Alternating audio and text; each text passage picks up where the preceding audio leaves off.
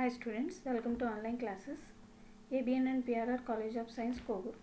ఈ video first year second semester చదువుతున్న BSc BCom అన్ని గ్రూప్ స్టూడెంట్స్కి కామన్గా ఉన్న life skill course paper name information and communication technology unit 1 fundamentals of ఇంటర్నెట్లో topic URL and components of URL గురించి మనం ఈ వీడియోలో నేర్చుకుంటాం.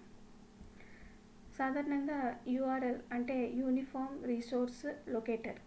యూనిఫామ్ రీసోర్స్ లొకేటర్ను యూజ్ చేసుకుని మనం ఇంటర్నెట్లో అంటే వరల్డ్ వైడ్ వెబ్లో మనకు కావాల్సిన వెబ్సైట్ లేదా రిసోర్స్ని లొకేట్ చేయడానికి మనం యూఆర్ఎల్ని ఉపయోగించుకుంటూ ఉంటాం.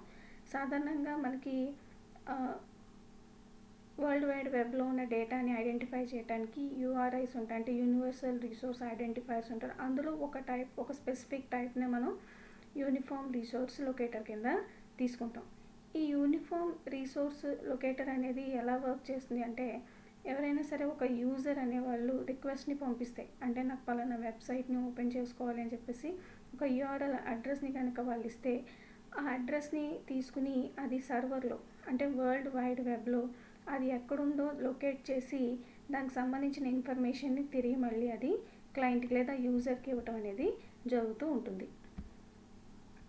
ఈ యూఆర్ఎల్లో ఎన్ని కాంపోనెంట్స్ ఉన్నాయో చూద్దాం. సాధారణంగా మనం ఉపయోగించుకునే యూఆర్ఎల్స్లో 3 పార్ట్స్ ఉంటాయి. అంటే ఒకసారి ఇక్కడ మనం www.google.com అని కనుక చూస్తే ఇందులో 3 పార్ట్స్ ఉన్నాయి. దీన్నేమో సబ్ డొమైన్ అని, wwwని, గూగుల్ ఏమో డొమైన్ అని, .comనేమో టాప్ లెవెల్ డొమైన్ అని చెప్పేసి అంటాం. వీటి ముందు డిఫాల్ట్గా స్కీమ్ ఉంటుంది, HTTP అని చెప్పేసి. ఇలా సాధారణంగా అయితే ఒక యూఆర్ఎల్లో 3 ఉంటాయి. కానీ కొన్ని యూఆర్ఎల్స్ అంటే కాంప్లెక్స్ యూఆర్ఎల్స్లో ఎన్ని ఉంటాయంటే 8 నుంచి 9 పార్ట్స్ వరకు ఉంటాయి. అవి ఏంటి అంటే scheme, sub domain, domain name, top level domain, port number, path, query, parameter and fragment. ఇవన్నీ కూడా మనకి యూఆర్ఎల్లో ఉండే డిఫరెంట్ పార్ట్స్. ప్రతి పార్ట్ కూడా మనకి యూఆర్ఎల్లో అడ్రస్కి సంబంధించిన డిఫరెంట్ పార్ట్స్ని చెప్తూ ఉంటాయి. ఇప్పుడు మనం పార్ట్స్ ఆఫ్ యూఆర్ఎల్ని చూద్దాం. ఒక డిఫాల్ట్ యూఆర్ఎల్ అడ్రస్ని తీసుకుందాం. యూఆర్ఎల్ అడ్రస్ చూడండి, https అని చెప్పేసి www.example.co.uk 443/blog/article అని చెప్పేసి మనం ఒక పెద్ద యూఆర్ఎల్ అడ్రస్ని రాసాం. ఈ యూఆర్ఎల్ అడ్రస్ని ఇప్పుడు ఇంతకుముందు మనం చెప్పుకున్న డిఫరెంట్ పార్ట్స్గా వీటిని ఇప్పుడు మనం డివైడ్ చేసి చూద్దాం. ఈ యూఆర్ఎల్లో ఫస్ట్ పార్ట్ HTTPSని మనం ఏమంటాం అంటే స్కీమ్ అని చెప్పేసి అంటాం. దీని తర్వాత ఉన్న wwwని మనం సబ్ డొమైన్ అని చెప్పేసి అంటాం. ఆ తర్వాత ఎగ్జాంపుల్ని డొమైన్ అని, co.uk అని ఉన్నదాన్ని టాప్ లెవెల్ డొమైన్ అని, ఇక్కడ ఉన్న ఒక పోర్ట్ నంబర్ అని, నెక్స్ట్ //తో రాసిన వాటిని బ్లాగ్, ఆర్టికల్, సర్చ్నేమో పాత్ అని, క్వశ్చన్ మార్క్నేమో క్వెరీ స్ట్రింగ్ సపరేటర్ అని, క్వశ్చన్ మార్క్ తర్వాత =&తో రాసిన వీటిని క్వెరీ స్ట్రింగ్ లేదా క్వెరీ పారామీటర్ అని, చివరిలో హ్యాష్తో ఉన్నదాన్ని ఫ్రాగ్మెంట్ అని చెప్పేసి మనం అంటాం. ఈ ప్రతి ఒక్కటి దేని రిప్రజెంట్ చేస్తుందో మనం ఇప్పుడు చూద్దాం. ఫస్ట్ది స్కీమ్. ఈ స్కీమ్ అనేది ఏంటి అంటే, మనం ఎప్పుడైనా సరే డేటాని ట్రాన్స్మిట్ చేయడానికి కానీ ఎక్స్చేంజ్ చేయడానికి కానీ కొన్ని సెట్ ఆఫ్ రూల్స్ని రాసుకుంటాం. ఆ సెట్ ఆఫ్ రూల్స్ని ఇండికేట్ చేసేదాన్ని మనం ఏమంటాం అంటే ప్రోటోకాల్ లేదా స్కీమ్ పార్ట్ అని చెప్పేసి అంటాం. ఇది యూఆర్ఎల్కి సంబంధించింది, వెరీ ఇంపార్టెంట్ ఇన్ యూఆర్ఎల్. ఈ స్కీమ్ లేదా ప్రోటోకాల్ అనేది 2 రకాలుగా ఉంటుంది, HTTP అని, HTTPS అని. HTTP అంటే హైపర్ టెక్స్ట్ ట్రాన్స్ఫర్ ప్రోటోకాల్. ఇది చాలా వెబ్సైట్స్కి డిఫాల్ట్గా ఉండే ఒక ట్రాన్స్ఫర్ ప్రోటోకాల్. ఇది కొన్ని వాటికి HTTPS అని చెప్పేసి ఉంటుంది. HTTPS అంటే hyper text transfer protocol secure. ఇది సాధారణంగా ఏ పేజెస్ ద్వారా అయితే మనం ఇన్ఫర్మేషన్ని సెక్యూర్డ్గా ఇవ్వాలి అనుకుంటున్నామో అలాంటి వాటిలో మనం వీటిని చూస్తాం. సాధారణంగా HTTPS అనేది గవర్నమెంట్ వెబ్సైట్స్కి లేదా ఏ వెబ్సైట్ అయితే మనం యూజర్ ఐడి పాస్వర్డ్తో ఓపెన్ చేసుకుంటామో బ్యాంక్ వెబ్సైట్స్ ఇలాంటి వాటన్నిటిని కూడా HTTPSతో మనం సెక్యూర్ చేసుకొని పెట్టుకుంటాం.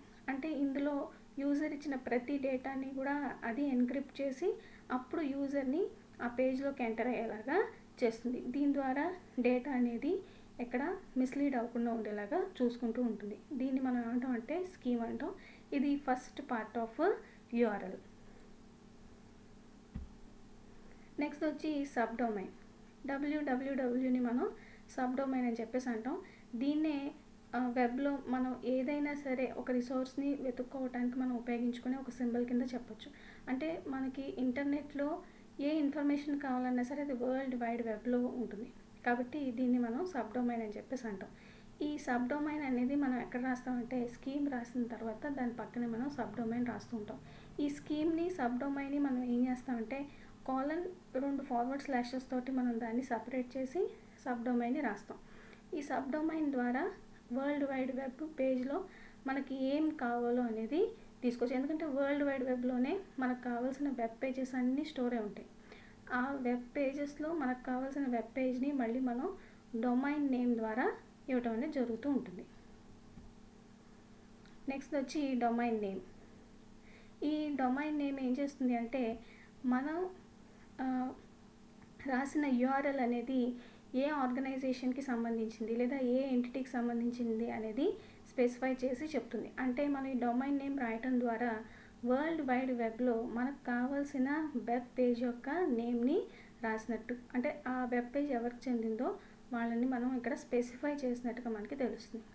మనం కిందన ఒక ఎగ్జాంపుల్ని కనుక తీసుకుంటే www.facebook.com అని చెప్పేసి తీసుకున్నాం. అంటే ఇప్పుడు మనం తీసుకున్న వరల్డ్ వైడ్ వెబ్లో ఫేస్బుక్ ఆర్గనైజేషన్ ఆ వెబ్సైట్ని మనం ఓపెన్ చేసి చూడాలి, లేదా ఆ పర్టికులర్ వెబ్సైట్ ఫేస్బుక్ది అని చెప్పేసి మనం చెప్పడం కోసం మనం రాసుకున్న డొమైన్ నేమ్స్ అనమాట. అలాగే www.amazon.in అని ఉందనుకోండి, అది అమెజాన్ ఓన్ చేసుకునే ఒక ఆర్గనైజేషన్కి సంబంధించింది అని చెప్పేసి ఇలా మనం డొమైన్ నేమ్స్ అనేది ఇవ్వటం జరుగుతుంది. ఇది కూడా URLలో ఒక కాంపోనెంట్. నెక్స్ట్ వచ్చి top level domain.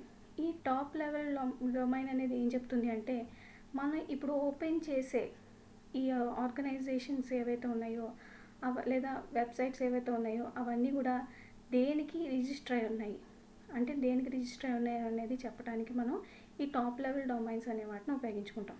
Suppose facebook.com తీసుకున్నాం అనుకోండి, అందుకు .com అనేది మనకి ఏం చెప్తుందంటే కమర్షియల్ ఎంటిటీ, అంటే ఫేస్బుక్ అనేది ఒక కమర్షియల్ ఆర్గనైజేషన్ అని చెప్పేసి చెప్తుంది. కొన్ని వెబ్సైట్స్కి చివరిలో .org అని ఉంటుంది, అంటే ఆ వెబ్సైట్స్ అన్నీ కూడా ఏదో ఒక ఆర్గనైజేషన్కి చెందినవి అని చెప్పేసి. ఇప్పుడు పైన మనం ఎగ్జాంపుల్ తీసుకున్నాం చూడండి, www.example.co.uk అని చెప్పి తీసుకున్నాం. అంటే ఇందులో co.uk అంటే కమర్షియల్ వెబ్సైట్ లేదా commercial entity in United Kingdom. ఇప్పుడు మనం amazon.in అని చెప్పి తీసుకున్నాం అనుకోండి, Amazon registered in India. www.google.com commercial website. అలాగే www.google.co.in commercial organisation in India అని చెప్పేసి చెప్తున్నాం. అంటే అవి ఎక్కడ ఆ వెబ్సైట్స్ అనేది ఏ టైప్ ఆఫ్ ఆర్గనైజేషన్స్కి దేనికి రిజిస్టర్ అయ్యాయి, అంటే కమర్షియల్ వెబ్సైట్సా లేదా గవర్నమెంట్ వెబ్సైట్సా. ఇప్పుడు గవర్నమెంట్ వెబ్సైట్స్ తీసుకున్నాం, gov.in అని చెప్పేసి ఉంటుంది, అంటే గవర్నమెంట్ వెబ్సైట్స్ అని చెప్పేసి. ఇలాగ దేనికి చెందింది, వేటికి రిజిస్టర్ అయ్యాయి అని చెప్పి తెలిపేది టాప్ లెవెల్ డొమైన్. ఇది కూడా URLలో ఒక పార్ట్. Next port number.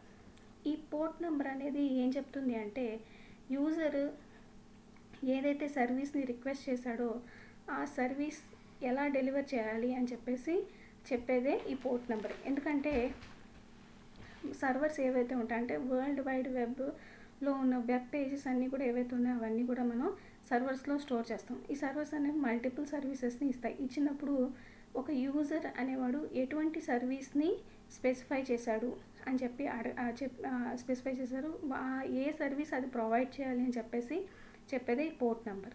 సాధారణంగా మనం HTTPS చెప్పుకుంటున్నాం కదా, HTTP ఏమో 80 అనే పోర్ట్ నెంబర్తో ఉంటుంది, HTTPS ఏమో 443 అనే నెంబర్తో ఉంటుంది.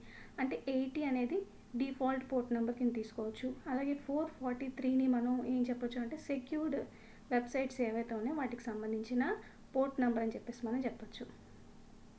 ఇది కూడా URLలో ఒక పార్ట్. నెక్స్ట్ వచ్చి పాత్.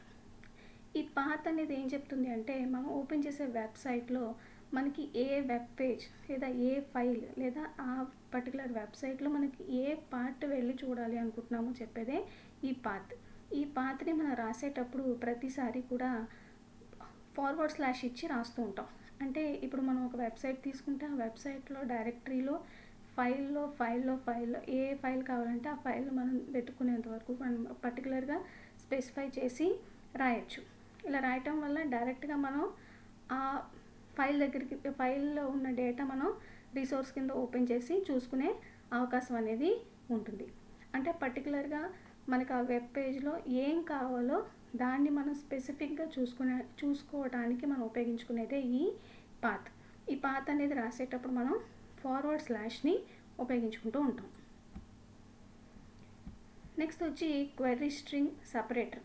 ఈ క్వెరీ స్ట్రింగ్ సపరేటర్ ఏం చెప్తుంది అంటే, మనం ఈ వెబ్సైట్లో పాత్ని చెప్పాం కదా, ఆ పాత్లో ఏ పారామీటర్స్ అంటే ఆ పాత్లో మనకి ఏం కావాలి పర్టికులర్గా అని చెప్పేదే ఈ క్వెరీ స్ట్రింగ్ సపరేటర్. అంటే ఈ క్వశ్చన్ మార్క్ రాసిన తర్వాత మనం క్వెరీ స్ట్రింగ్ని రాస్తాం. అంటే ఈ క్వశ్చన్ మార్క్ ఏం చెప్తుంది అంటే, యూజర్ కొన్ని క్వశ్చన్స్ అడిగాడు, వాటికి మ్యాచ్ చేసి ఉన్న వెబ్ పేజ్ని మనం ఓపెన్ చేసి చూపించండి అని చెప్పడానికి ముందు మనం ఇచ్చేదే క్వశ్చన్ మార్క్. అంటే ఈ క్వశ్చన్ మార్క్ ద్వారా బ్రౌజర్ అనేది మనం అడిగిన క్వశ్చన్ అంటే క్వెరీని మనం క్వశ్చన్ అని కూడా అనొచ్చు, ఆ అడిగిన క్వెరీని అది పెర్ఫామ్ చేస్తుంది. దీన్ని మనం ఏమంటాం అంటే క్వెరీ స్ట్రింగ్ సపరేటర్ అని చెప్పేసి అంటాం. క్వెరీ స్ట్రింగ్ సపరేటర్ తర్వాతే మనం క్వెరీ స్ట్రింగ్ని రాస్తాం. ఈ క్వెరీ స్ట్రింగ్ని రాసినప్పుడు ఇది ఏం చెప్తుంది అంటే, ఆ వెబ్సైట్ యొక్క డేటాబేస్ దగ్గర నుంచి మనకు కావాల్సిన పారామీటర్స్ ఏవైతే ఉంటాయో వాటిని స్పెసిఫై చేసి ఇచ్చినప్పుడు వాటిని వెతికి మనకి చూపిస్తూ ఉంటుంది. సాధారణంగా ఈ క్వెరీ స్ట్రింగ్ అనేది పారామీటర్స్ వాల్యూస్తో ఉంటుంది. ఇవి మనం మల్టిపుల్గా రాయొచ్చు లేదా సింగిల్గా అయినా సరే మనం రాయొచ్చు. సాధారణంగా పారామీటర్ని వాల్యూని మనం ఈక్వల్ టు అనే సైన్ తోటి మనం ఆ రెండింటిని జాయిన్ చేస్తాం.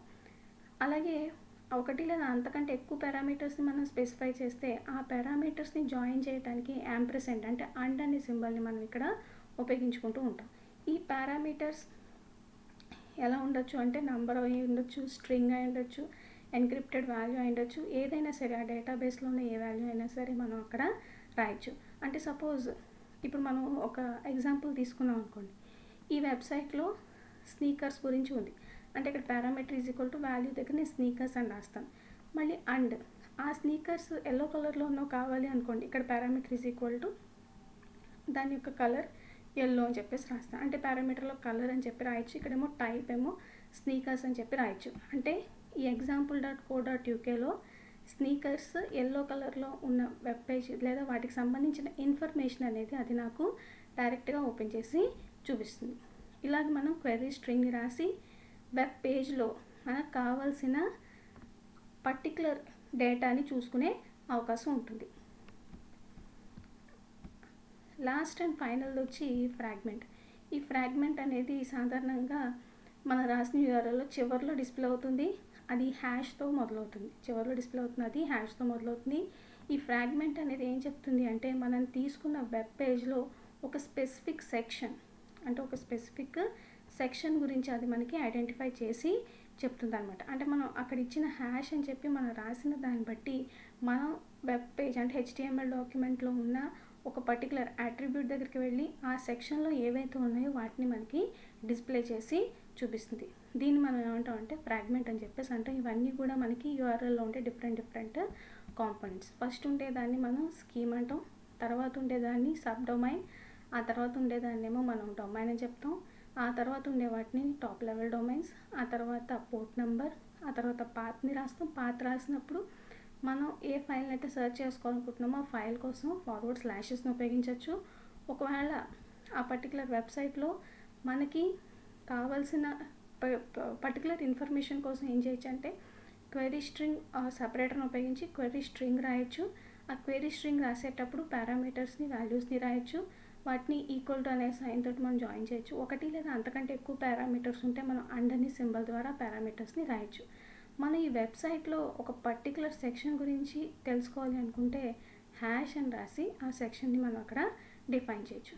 ఇది URL దాంట్లో ఉండే డిఫరెంట్ కాంపోనెంట్స్. Thank you.